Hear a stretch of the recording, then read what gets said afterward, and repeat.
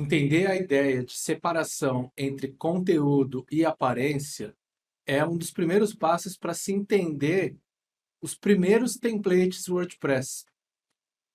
Quando o WordPress surgiu, ele seguiu muito essa linha de que conteúdo é uma coisa, aparência é outra, e o estilo do documento fica separado do próprio documento em si.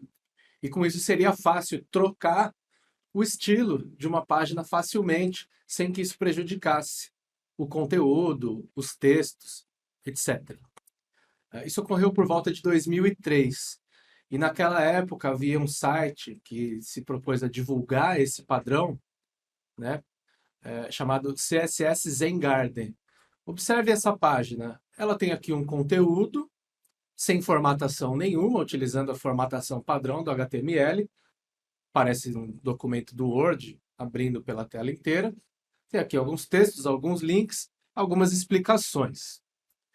Perfeito. Observe essa daqui.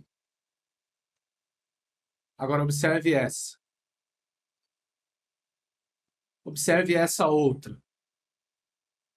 Todas essas páginas são exatamente a mesma página, simplesmente mudando-se o estilo, mudando-se o tema ou o template.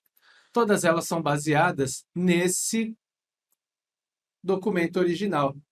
Então, trocando-se os estilos, ele aplica uma cara totalmente diferente, mas o conteúdo é exatamente o mesmo. Muitos desses templates parecem datados, né? Uma coisa antiga, para quem é dessa época vai se lembrar que os templates de blogs dos anos 2000 e pouco, né? 2003 até aproximadamente 2010, a primeira década dos anos 2000, vai se lembrar, né? Mais ou menos de coisas nesse estilo. Note, inclusive, que os layouts aqui são estreitos, né? Em comparação com o nosso monitor hoje maior, monitores widescreen, monitores de LED.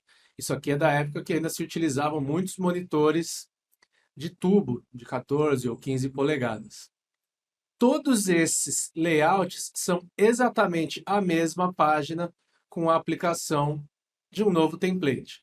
Isso aqui não é o WordPress, mas o WordPress, quando surgiu, aplicou esse conceito. Então, era possível que nós tivéssemos o nosso blog com um template qualquer e decidíssemos mudar para um outro estilo totalmente diferente. E era comum que pessoas que tinham blog ficassem mudando de template, mas como uma coisa assim meio de diversão. Isso era uma novidade na época que facilitava muito essa mudança. Então, entender essa ideia é a lição número 1 para se entender a história dos templates do WordPress. Ainda que hoje em dia, quando se fala em template, isso queira dizer outra coisa, é até difícil de definir quando se fala em template WordPress, nos tempos de Elemento, Div, ou até mesmo do construtor de temas do editor de blocos do Gutenberg. É interessante entender essa história porque ajuda muito a entender o estado atual de funcionalidades. Acesse depois o CSS Zen Garden e vê alguns modelos lá e dá uma olhada nos textos e você vai ver que é exatamente a mesma página que parte dessa página aqui.